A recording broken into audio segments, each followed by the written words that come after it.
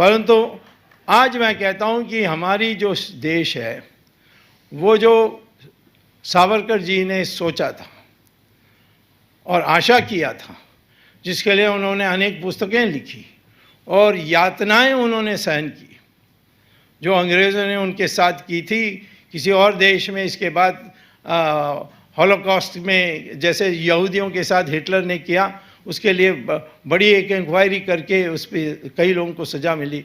तो मैं समझता हूँ कि हमारी भारत सरकार 1947 के बाद ये करना चाहिए था, परंतु नेहरू को एक विशेष एक बीमारी थी, वो जलते थे सबसे, और जलने का कारण भी यही था कि उनमें कई कमी थी। अब अंबेडकर से नेहरू बहुत चिढ़ते थे, क्यों? अंबेडकर गया कोलंबिया यूनिवर्सिटी में, उनको पीएचडी मिला, और बाद में लंदन में गए और लंदन स्कूल इकोनॉमिक्स से डीएससी इकोनॉमिक्स में मिला, फिर उसको लॉ डिग्री मिली। इंडिया में आए और हमारी संविधान का यानी जो अमेंडमेंट्स कमेटी है उसके चेयरमैन बने, और सारी जो प्रोसीडिंग्स है हमारी संविधान की, उसे सब पूरा उन्होंने संचालन की।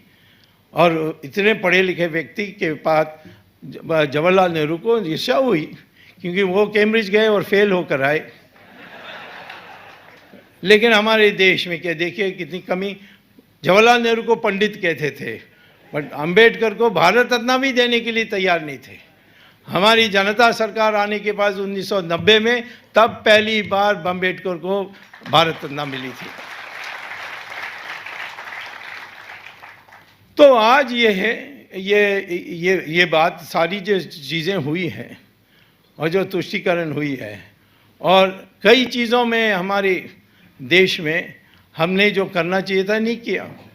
योगा पर बड़ी हंसी मजाक होती थी कम से कम 20 साल के लिए। अमेरिका में फैशन होने के बाद हमारे देश में फैशन हुई।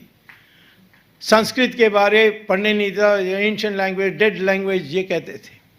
आज दो बातें हुई है जिससे मैं कहता हूँ आज आधुनिक भाषा संस्कृत है। क्यों?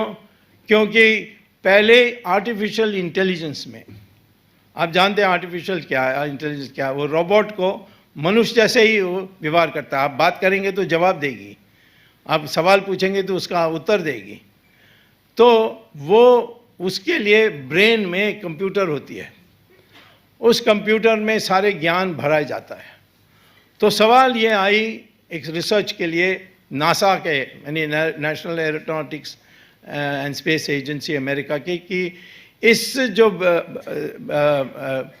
भविष्य में हम इस कंप्यूटर में, अभी तो सिर्फ सरल सरल बात हम रख रहे हैं और इंग्लिश में अंग्रेज़ी में चलती है, बट भविष्य में जब मैथमेटिक्स करनी होगी, साइंस करनी होगी और कंप्यूटर से मदद मांगेंगे, तो सारी जो ज्ञान की भंडार है उसको हम उस कंप्यूटर में भरना पड़ेगा, अपलोड करना पड़ेगा। तो सवाल आई किस भाषा में करेंगे, फ्रेंच की भाषा में या इंग्लिश की भाषा में? परंतु सब में कोई कमी थी। इंग्लिश के बारे ये थी कि हम टाइप करेंगे और उसकी जो आवाज़ है उसको हम बोलेंगे, PUT माने पुट और BUT माने बट, तो कंप्यूटर कंफ्यूज हो जाएगी। तो इसीलिए अंग्रेज़ी को यूज़ नहीं कर सकते। फ्रेंच का तो बोलिए मत, उसकी आप देखोगे ही कि अक्षर में क्या लिखा है और वाणी में क्या आता है, वो तो टोटली डिफरेंट है।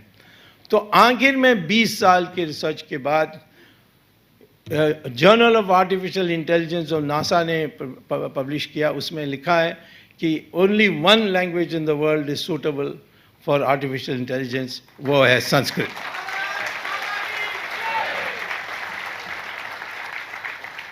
इसी प्रकार से आज गूगल में जाकर टाइप करोगे सेंट जेम्स स्कूल या सेंट जॉन स्कूल, और उसको टाइप करने के बाद आपको क्या मिलेगा?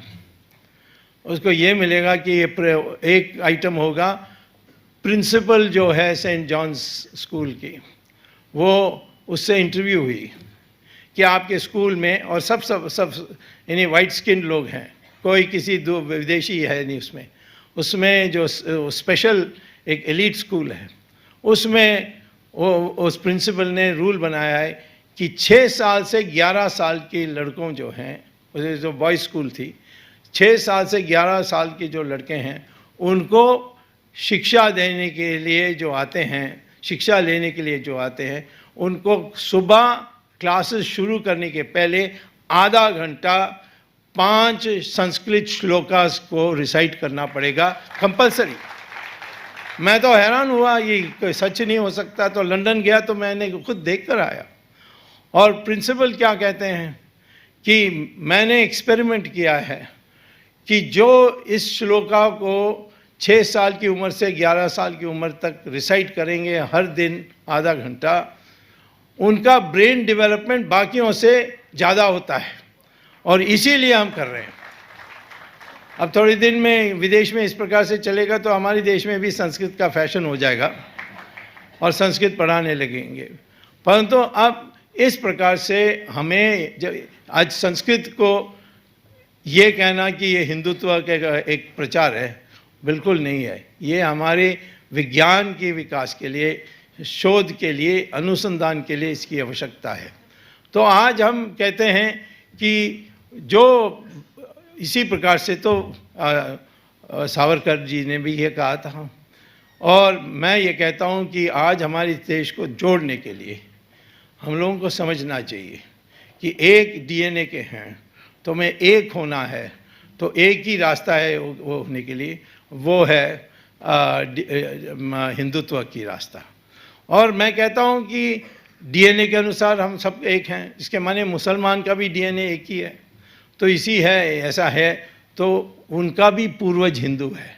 और जो मुसलमान आसानी से यानी अपनी पूर्ण इच्छा से अपने यानी संतोष के साथ वो स्वीकार करता है कि मेरा पूर्वज हिंदू है, उसको हम अपने परिवार का हिस्सा मानेंगे।